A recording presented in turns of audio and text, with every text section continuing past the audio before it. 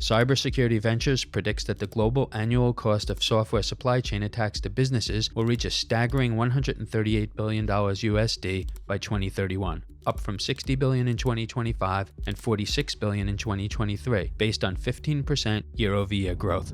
This video report is brought to you by Exiger. Exiger is making the world a safe and transparent place to succeed with one platform providing end-to-end visibility into your entire cyber supply chain and risk. Learn more at Exiger.com.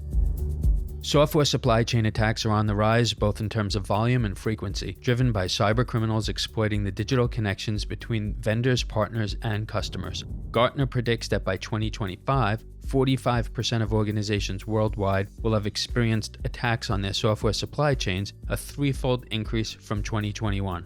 Three major software supply chain attacks illustrate the magnitude of this cyber threat.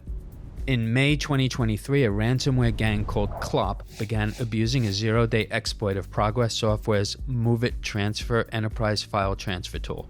Clop's widespread attacks sought to steal data from government, public, and business organizations worldwide, including New York City's public school system, a UK-based HR solutions and payroll company with clients including British Airways and BBC, and others. More than 2,600 organizations and 77 million people had been impacted by the Move It hack as of November 2023. Brandon Daniel, CEO at Exiger, puts the severity of software supply chain attacks in perspective. We've seen issues where software updates, software patches can bring down our entire regulated financial system, can bring down airports, can bring down major segments of the market.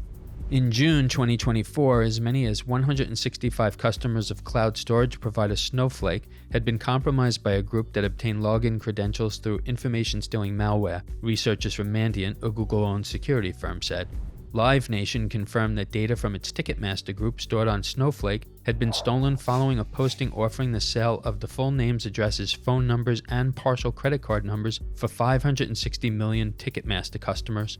Mandiant said that all the compromises it has tracked so far were the result of login credentials for Snowflake accounts being stolen by InfoStealer malware and stored in vast logs, sometimes for years at a time.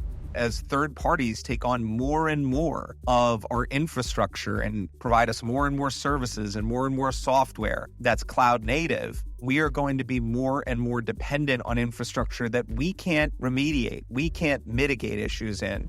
Roughly 15,000 car dealerships across the US and Canada suffered without software systems crucial to running their business following multiple cyber attacks on CDK Global in June 2024. The company is one of just a handful of dealer management system providers that underpin auto retailers' ability to access customer records, schedule appointments, handle car repair orders, and complete transactions. Bloomberg reported that the company was planning to pay the tens of millions of dollars that the group behind the hacks had demanded in order to restore service. Direct losses to the auto dealerships impacted by the outages could reach a collective $1 billion, according to Michigan-based Anderson Economic Group, whose analysts said the first 2 weeks cost dealers $600 million. It needs to be a cascade, a supply chain of third-party risk management, where you are mitigating software risk, you're mitigating infrastructure dependency risk, and you're also looking at your API and edge network risk and how you exchange data, making sure you're not putting too much data out there and putting it at risk.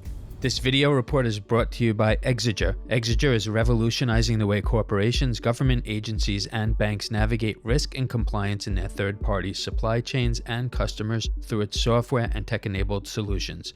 Learn more at Exiger.com.